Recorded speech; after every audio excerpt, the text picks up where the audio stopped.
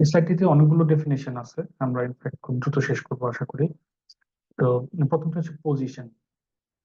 Position বলতে আমরা বুঝি যে যখন আমরা কোনো একটা স্টক বা সিকিউরিটিজ কিনি ইন আওয়ার পোর্টফোলিও, তখনই ওটাকে বলা হয় পজিশন। তো পজিশন মানে হচ্ছে যে আমার একটা অবস্থান, যে একটা পার্টিকুলার স্টকে বা ফিনান্সিয়াল যে কোনো সিকিউরিটিজে, যেটা আমাদের পোর্টফোলিওতে আমরা হোল্ড করবো ফর সাম টাইম, এটাই হচ্ছে পজিশন।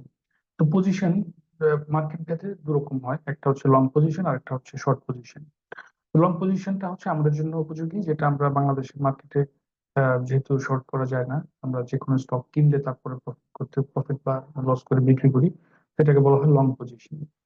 তো বিদেশে এবং ফরেক্স বা কমোডিটি মার্কেটে আরেকটা পজিশন থাকে, এটাকে বলা হয় শর্ট পজিশন। শর্ট পজিশন মানে হচ্ছে যে আপনার কাছে কোনো সিকিউরিটিজ নেই, বাট আপনি ধার করে এনে বিক্রি করে দিয়েছেন মার্কেটে, এই উদ্দেশ্যে যে পরবর্তীতে কম দামে কিনে আবার আপনি যার কাছ থেকে কিনেছিলেন তাকে ফিরিয়ে দেবেন, এটাকে বলা হয় শর্ট পজিশন। যাই হোক, আমাদের জন্য মেইন আলোচ্য বিষয় হচ্ছে লং পজিশন। তো আমরা লং পজিশনের ক্ষেত্রে বা যে কোনো পজিশনের ক্ষেত্রে আমরা আরেকটা টার্ম ব্যবহার করি, এটাকে বলা হয় ফ্ল্যাট। খেয়াল করবেন, অনেকে আপনাদের কাছে জিজ্ঞেস করবে যে কি খবর, কোন স্টক কিনেছো কিনা। তো অনেক ক্ষেত্রেই আপনি হয়তো বলবেন যে না, আমি কোনো স্টকে নেই বা কোনো পজিশনে নেই। তো এটাকে আসলে বলা হয় ফ্ল্যাট পজিশন। ফ্ল্যাট মিনস হচ্ছে যে আপনি হয়তো ভবিষ্যতে কোনো পজিশন করবেন বা পজিশন নিবেন কোনো পার্টিকুলার স্টকে, কিন্তু এই মুহূর্তে আপনি ফ্ল্যাট। আরেকটা ডেফিনেশন আছে, এটা এন্ট্রি এক্সিট। এটা আমরা সবাই জানি, যে কোনো সময় আমরা স্টক যখন কিনবো ওটাই আমাদের এন্ট্রি, যখন বিক্রি করব ওটাই হচ্ছে আমাদের এক্সিট। তো আরেকটি বিষয় আছে, সেটা হচ্ছে যে ক্লাসিক্যাল টেকনিক্যাল অ্যানালিসিসের ক্ষেত্রে আমরা বা যে কোনো ধরনের টেকনিক্যাল ইন্ডিকেটরের ক্ষেত্রেও আমরা ব্যবহার করি, সেটা হচ্ছে সিগন্যাল। সিগন্যাল মানে হচ্ছে যে যখন আপনাকে একটা স্টক পার্টিকুলার কোনো মেথড থেকে আপনাকে কোনো একটা সেট অফ রুলস বা পলিসি ফলো করার পরে যখন এটা অ্যাডভাইস করবে যে ইন দ্যাট কন্ডিশন আপনি স্টকটা কিনেন, তখনই ওটাকে বলা হয় সিগন্যাল। এই সিগন্যাল আপনার সব ক্ষেত্রেই হতে পারে। সব ক্ষেত্রে বলতে আমরা মিন করছি যে বাই করার ক্ষেত্রেও হতে পারে, শর্ট করার ক্ষেত্রেও হতে পারে। তো আপনার কখনো কখনো স্টপ লস দেওয়ার ক্ষেত্রেও সিগন্যাল ব্যবহার করা হয়, যেটাকে আমরা স্টপ লস সিগন্যাল বলি। সিগন্যালের সাথে ওতপ্রোতভাবে দুটি বিষয় আছে, একটিকে আমরা বলি কনফার্মেশন আর একটাকে বলি ফলো থ্রু। তো মনে রাখবেন যে প্রত্যেকটা সিগন্যালের সাথে কিন্তু ইমিডিয়েট সিগন্যাল আমাদের দুটো জিনিস বিশ্লেষণ করতে হয়, একটি হচ্ছে কনফার্মেশন আর একটা হচ্ছে ফলো থ্রু।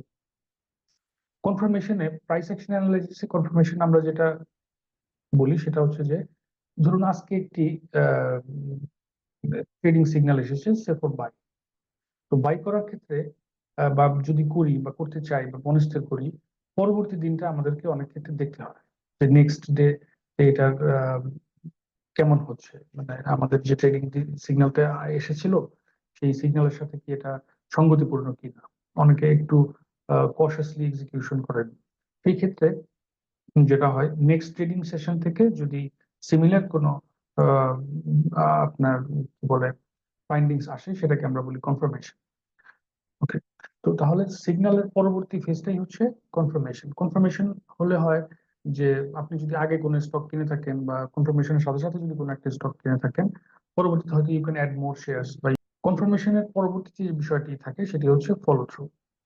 ফলো থ্রুটা হচ্ছে অনেক ক্ষেত্রে এমন হয় যে আপনি হয়তো কোনো একটা ট্রেডিং সিগন্যাল পেয়েছিলেন, আপনি based on that you work on, তারপরে সিগন্যালের পরবর্তীতে আপনি কনফার্মেশনও পেয়েছেন, কিন্তু কনফার্মেশন হলেও ফলো থ্রু হচ্ছে না।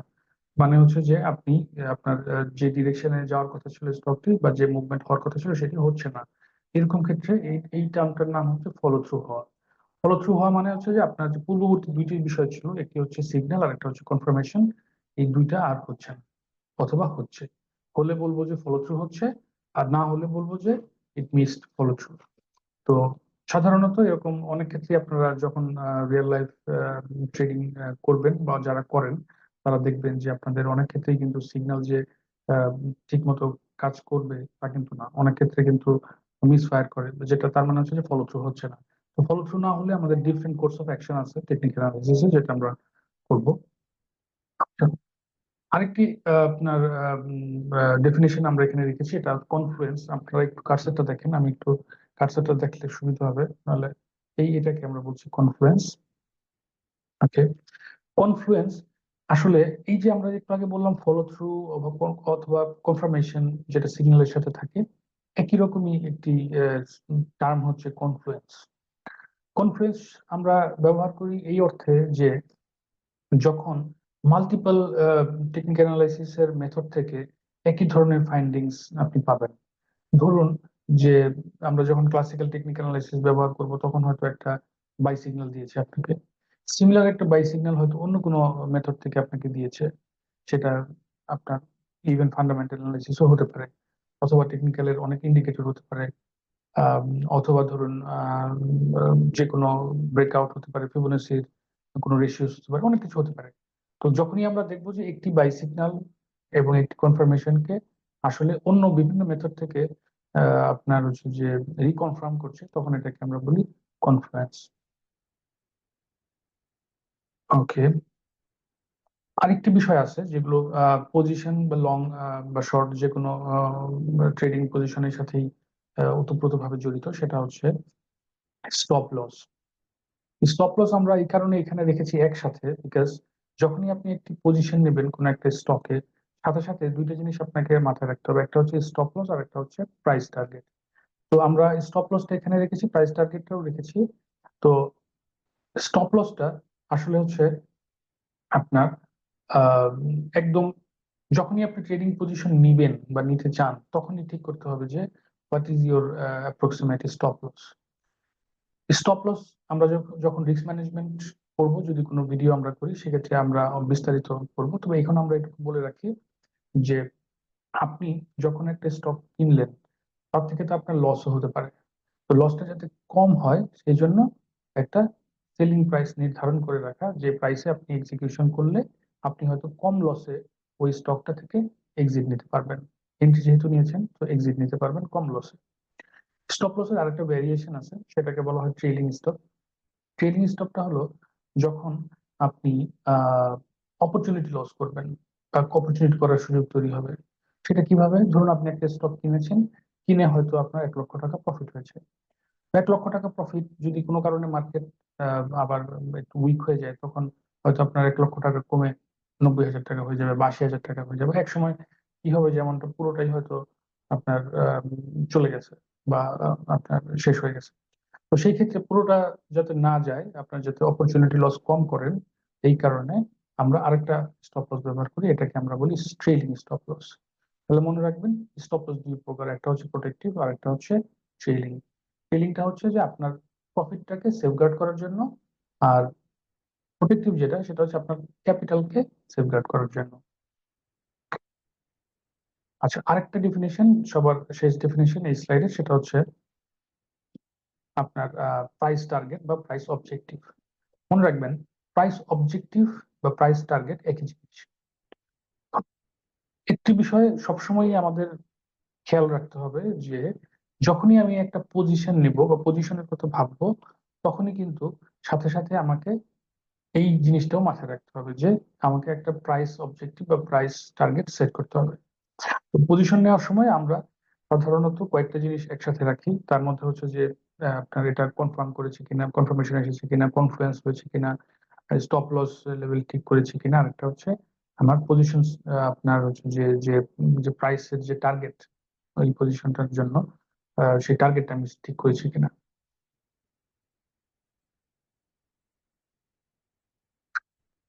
আচ্ছা, এই স্লাইডটা খুবই সহজ দুটো বিষয় বলা আছে, যেটা আমরা সবাই জানি আসলে। একটা হচ্ছে ট্রেন্ড আর একটা হচ্ছে বুল অ্যান্ড বিয়ার। ট্রেন্ড বলতে খুব সিম্পল, যখন প্রাইস প্রোগ্রেশন হয় এবং প্রাইস প্রোগ্রেশন হওয়ার সময় যখন নিউ হাই হয়, এক একটা একটা থেকে আরেকটা, মানে আজকের যে প্রাইস, কয়েকদিন পরে হয়তো আর একটু নিউ প্রাইস, তারপরে আবার নিউ প্রাইস মানে হায়ার প্রাইস, সেই ক্ষেত্রে এটাকে বলা হয় আপ ট্রেন্ড। আর ডাউন ট্রেন্ডের ক্ষেত্রে সবসময় নিউ লো ক্রিয়েটেড হয় মার্কেটে। তো এখানে আমরা দেখি খুব সিম্পল, এখানে যদি দেখেন, আমরা যদি দেখি যে একটা স্টক এখান থেকে শুরু হয়েছে বাড়া, বৃদ্ধি পাওয়া, তো এখানে লো হলে এটা হবে একটা হাই, ঠিক আছে, এই পর্যন্ত বেড়েছে, এরপরে এটা তো আর পারপিচুয়াল টাইম বাড়বে না, হয়তো একটু কমবে, কমলে যেটা আসে সেটাকে বলা হয় কারেকশন লো। তো কারেকশন লো, এরকম কারেকশন লো আবার আসতে পারে যখন আরেকটা নিউ হাই হবে। তো এই যে হাই হাই হচ্ছে এবং হায়ার হাই হচ্ছে, এটাকে বলা হয় হচ্ছে আপ ট্রেন্ড।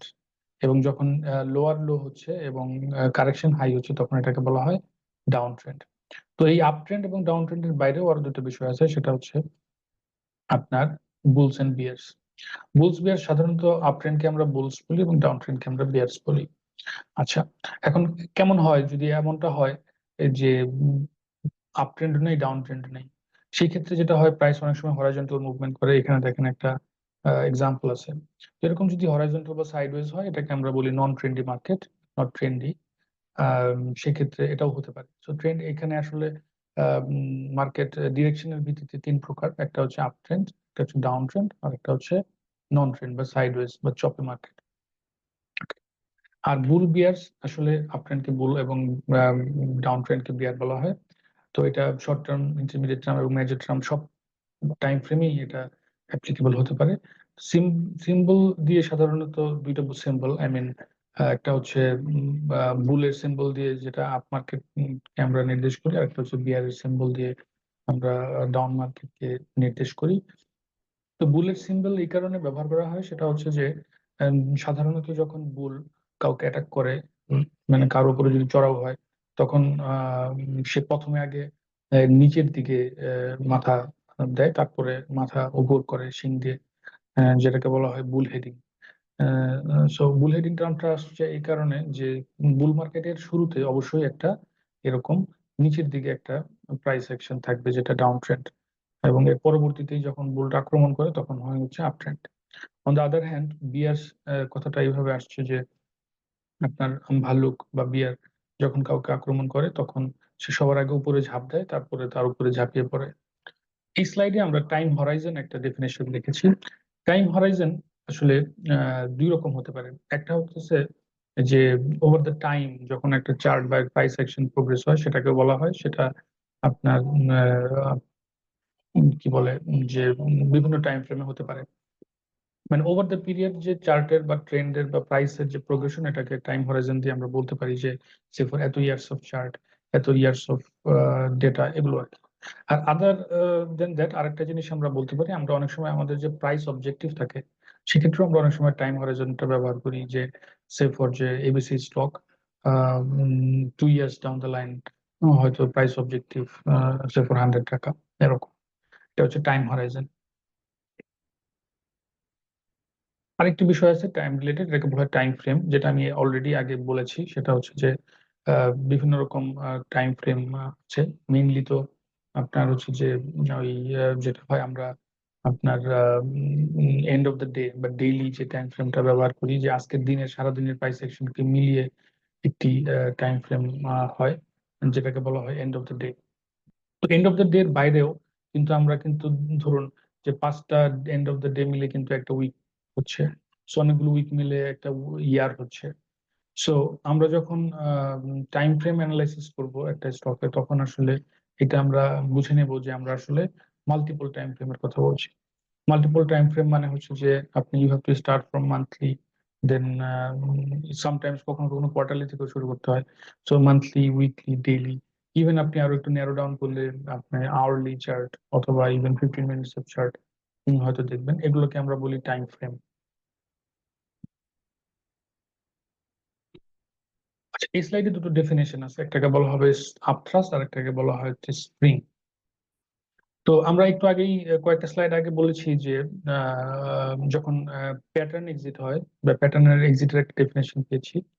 তো প্যাটার্ন এক্সিট কিন্তু অনেক সময় হলো যে আপনার হতে পারে যে এটা ফলস হতে পারে, অথবা ধরে নিলাম যে আমাদের যে ওই যে সুইং গুলো যে আমরা দেখলাম, বা যে কোনো একটা রেঞ্জ বাউন্ড মার্কেট যদি আমরা চিন্তা করি, তাহলে কি হতে পারে যে আমাদের যে এক্সপেকটেশন যে একটা ব্রেকআউট হবে এবং প্যাটার্ন এক্সিট হবে, সেই ব্রেকআউটটা না হয়ে প্যাটার্ন এক্সিট না হয়ে কিন্তু এটা ফলস হতে পারে। তো যখন এটা ফলস হবে যদি কোনো কারণে হয়, এটাকে আমরা বলি আপথ্রাস্ট। এই ডেফিনেশনটা হচ্ছে আপথ্রাস্ট। আর এটা রিভার্সটা হচ্ছে আপনার স্প্রিং।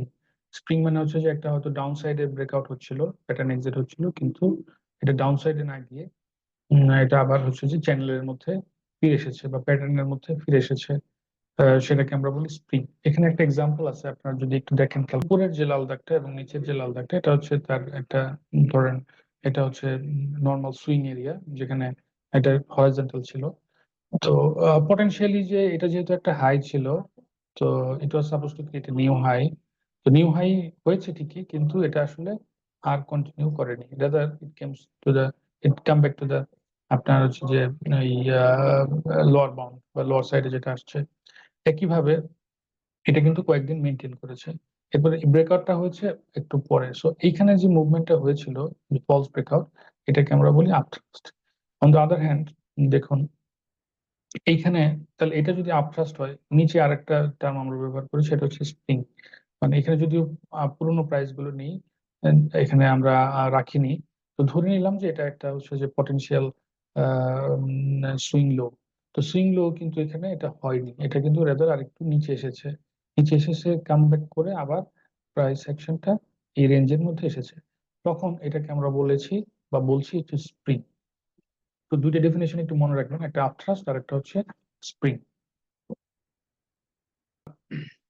আরো কয়েকটা জিনিস, কয়েকটা কি ইনফ্যাক্ট দুটো জিনিস এখানে আছে, সেটা হচ্ছে যে এই যে সাপোর্ট লাইন এবং রেজিস্ট্যান্স লাইন আমরা জাস্ট দেখলাম, তো এই সাপোর্ট রেজিস্ট্যান্স লাইন কিন্তু আসলে বেসড অন টাইম ফ্রেম কিন্তু আপনার এটার ইমপ্লিকেশন এক এক রকম। যদি এমন হয় যে একটা সাপোর্ট লাইন বা একটা রেজিস্ট্যান্স লাইন লম্বা সময়ের জন্য তৈরি হয়েছে, তার মানে বুঝতে হবে যে এই সাপোর্ট এবং রেজিস্ট্যান্স লাইনটা আসলে অনেক বেশি স্ট্রং।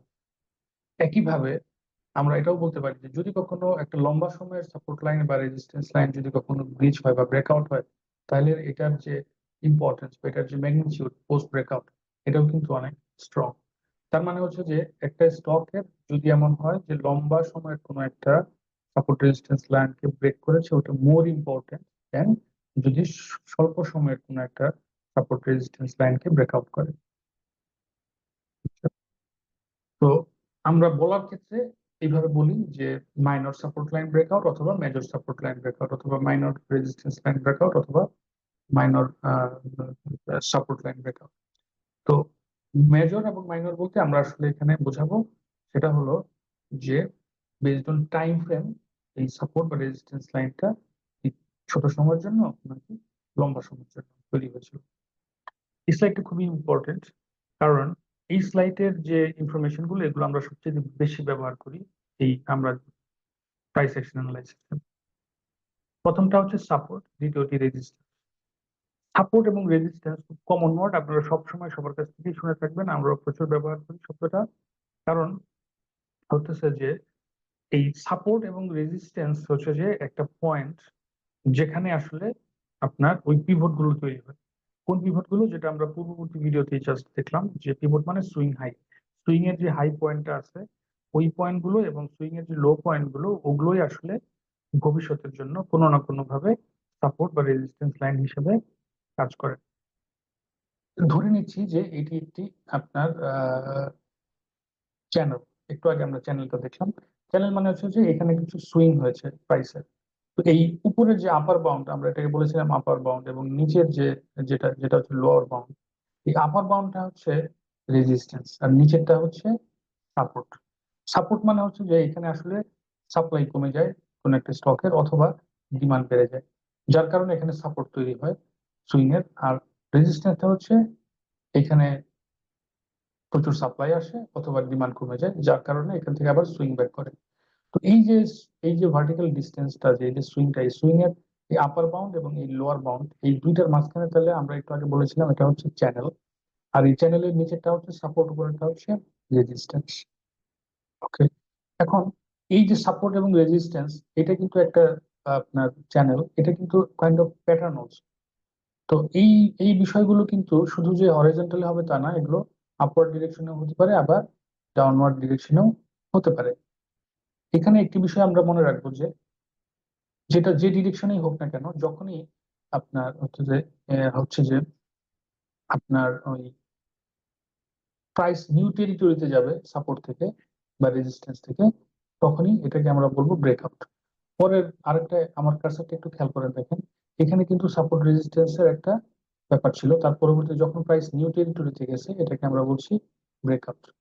ওকে, আর নিচে যদি হয়, নিচেও একই রকম হতে পারে, যে যদি সাপোর্ট ভেঙে দিয়ে থাকে, তাহলে সেটাকে আমরা বলতেছি ব্রেকআউট, কিন্তু এই ব্রেকআউটটা হচ্ছে ডাউন সাইড। তাহলে আমাদের মাথায় রাখতে হবে যে যদি আপসাইড হয়, ব্রেকআউট হয়, তাহলে আসলে একটা রেজিস্ট্যান্স কে ব্রেকআউট করেছে। আর যদি ডাউন সাইড ব্রেকআউট হয় তাহলে একটা সাপোর্ট লাইনকে ব্রিজ করছে। আচ্ছা, এই সাপোর্ট এবং রেজিস্ট্যান্স কে যে ব্রিজ করলো থ্রু ব্রেকআউট, এই ব্রেকআউট এর সাথে আরো দুইটা টার্ম আছে। একটাকে বলা হয় থ্রাউব্যাক আর একটাকে বলা হয় হচ্ছে পুলব্যাক। সাধারণত যেটা হয়, একটু আগে আমরা আগের স্লাইডটাতে বলেছি যে কনফার্মেশনের কথা। কনফার্মেশনটা আপনার অনেক সময় একটু কয়েকদিন পরেও হতে পারে। সেই ক্ষেত্রে যেটা হয়, অনেক ক্ষেত্রে আপনার থ্রাউব্যাক নামে একটা টার্ম আছে। যেমন এখানে আমরা আসলে কারসারটা দেখেন তাহলে বুঝবেন আর কি জিনিসটা, বলার চেয়ে দেখলে সুবিধা হবে। এখানে দেখেন একটা ব্রেকআউট হয়েছিল, ব্রেকআউট হওয়ার পরে একটা পিভট আমরা পেয়েছি। এই পিভটের পরে আবার আমরা আরেকটা ডাউনওয়ার্ড মুভমেন্ট পেয়েছি। এই ডাউনওয়ার্ড মুভমেন্টটা কত দূর হয়েছে? Up to the previous resistance. এই যে প্রিভিয়াস রেজিস্ট্যান্স পর্যন্ত যে হলো, এটাকে আমরা বলতেছি থ্রাউব্যাক। এখন এই যে থ্রাউব্যাকটা যে হলো, এটার পরে নর্মাল বা common most of the time যে বিহেভিয়ারটা আমরা দেখি সেটা হচ্ছে যে এরপরে একটা আপওয়ার্ড মুভমেন্ট হয়।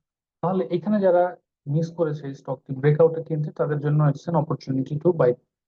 অথবা এখানে যারা কিনেছে তাদের জন্য এটা আর অপরচুনিটি টু অ্যাড মোর। এইটারই জাস্ট অপোজিটটা হচ্ছে পুলব্যাক।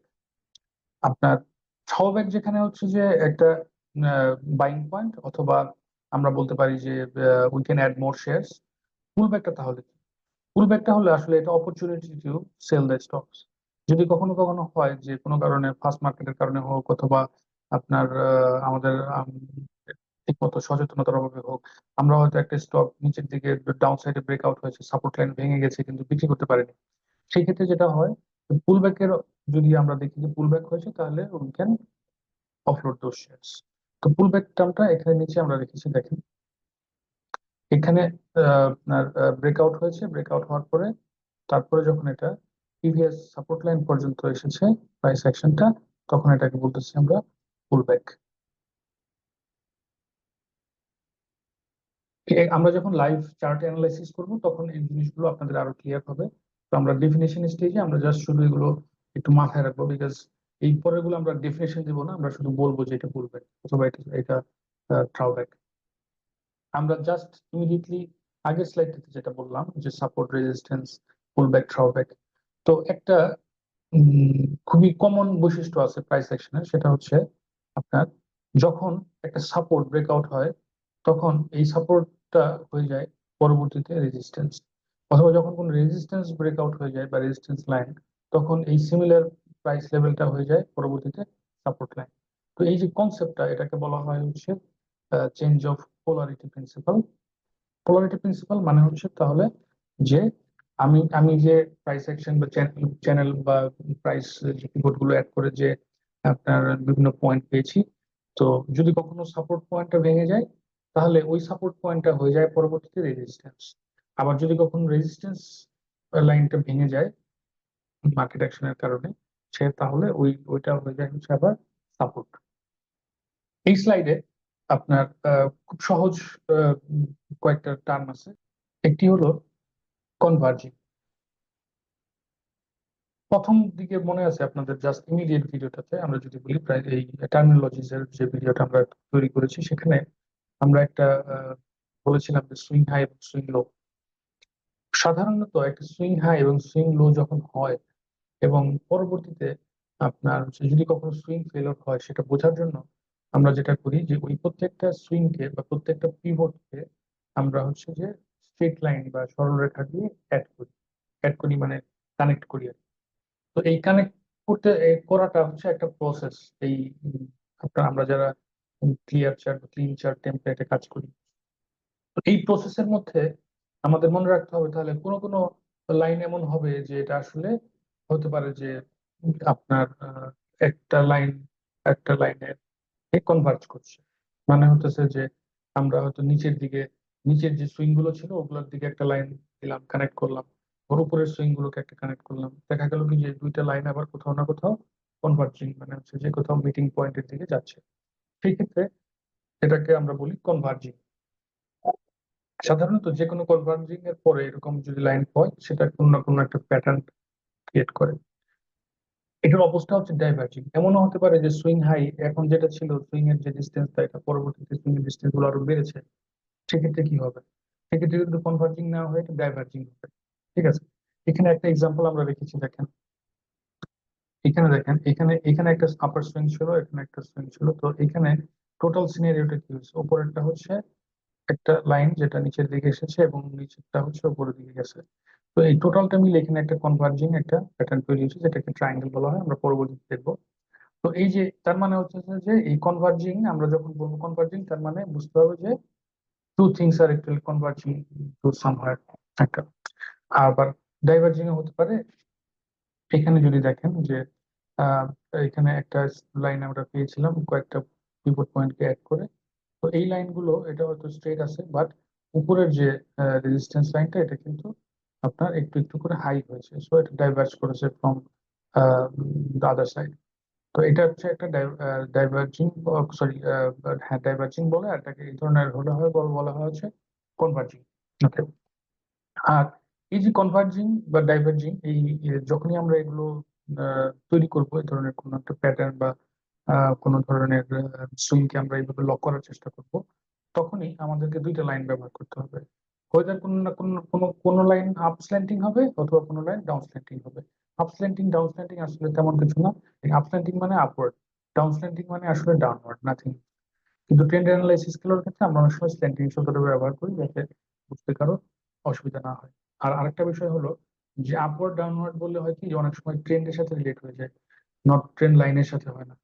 তো যাতে ট্রেন্ড লাইনের ক্ষেত্রেই আমরা শুধু বলি up up slanting down slanting, তার মানে আমরা বুঝে নেবো যে এটা আসলে ট্রেন্ড লাইনের কথা বলছি। আর আপওয়ার্ড ডাউনওয়ার্ড হলে আসলে আমরা হয়তো অন্য কিছু মিন করতে পারি। আচ্ছা, তো আমাদের প্রাইস অ্যাকশনের টার্মিনোলজিস গুলো মোটামুটি শেষ। তো আমরা পরবর্তীতে যে ভিডিওটি করবো, এটা হচ্ছে আনবিল্ড দ্য নেকেড চার্টস, মানে আমরা একটা ক্লিন চার্ট কিভাবে তৈরি করব, এবং ক্লিন চার্ট কিভাবে আমরা বিশ্লেষণ করব, সেই বিষয়টা থাকবে।